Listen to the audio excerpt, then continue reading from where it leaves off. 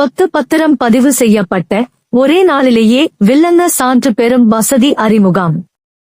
சொத்து பத்திரம் பதிவு செய்யப்பட்ட ஒரே நாளில் வில்லங்க சான்றிதழ் பெறும் புதிய வசதி அறிமுகப்படுத்தப்பட்டுள்ளது.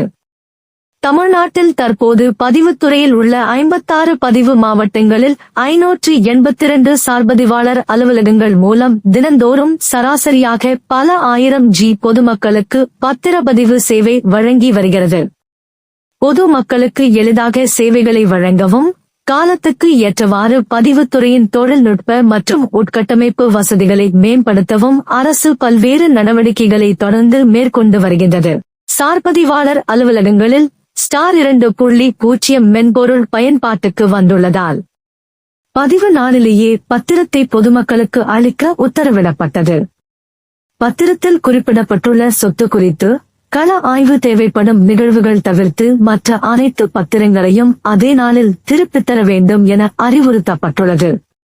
பதிவு பணிகளை விரைவாக முடித்தாலும் சொத்து பரிமாற்றம் குறித்த விபரங்களை பதிவுத்துறையின் தகவல் தொகுப்பில் சேர்க்க ஓரிரு நாட்கள் ஆகும். இதன்பின் தான் பொதுமக்கள் அந்த குறிப்பிட்ட சொத்து பரிமாற்றம் குறித்த வில்லங்க சான்றிதழை பெற முடியும். இந்நிலையில் பதிவு முடிந்த நாளிலேயே பத்திரம் கிடைக்கும் முன் வில்லங்க சான்றிதழை சம்பந்தப்பட்ட நபருக்கு மொபைல் போன் வாயிலாக அனுப்பும் புதிய நடைமுறையை பதிவுத்துறை அறிமுகப்படுத்தியுள்ளது.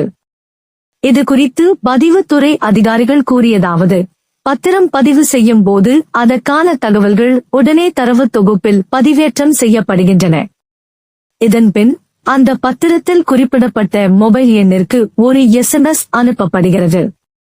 அந்த குறுஞ்செய்தியில் இருக்கும் இணையதள லிங்கை கிளிக் செய்தால் அந்த சொத்துக்கு சமீபத்தில் செய்த பரிமாற்றம் பற்றிய வில்லங்க சான்றிதழை இலவசமாக பெற முடியும். இந்த சான்றிதழின் இணைப்பு 30 நாட்கள் செல்லுபடியாக இருக்கும். மக்கள் இதனை சொத்து வரி, மின்சாரம் மற்றும் நீர் இணைப்பு பெயர் மாற்றங்களை செய்ய பயன்படுத்த முடியும். இவ்வாறு அவர்கள் கூறினர்.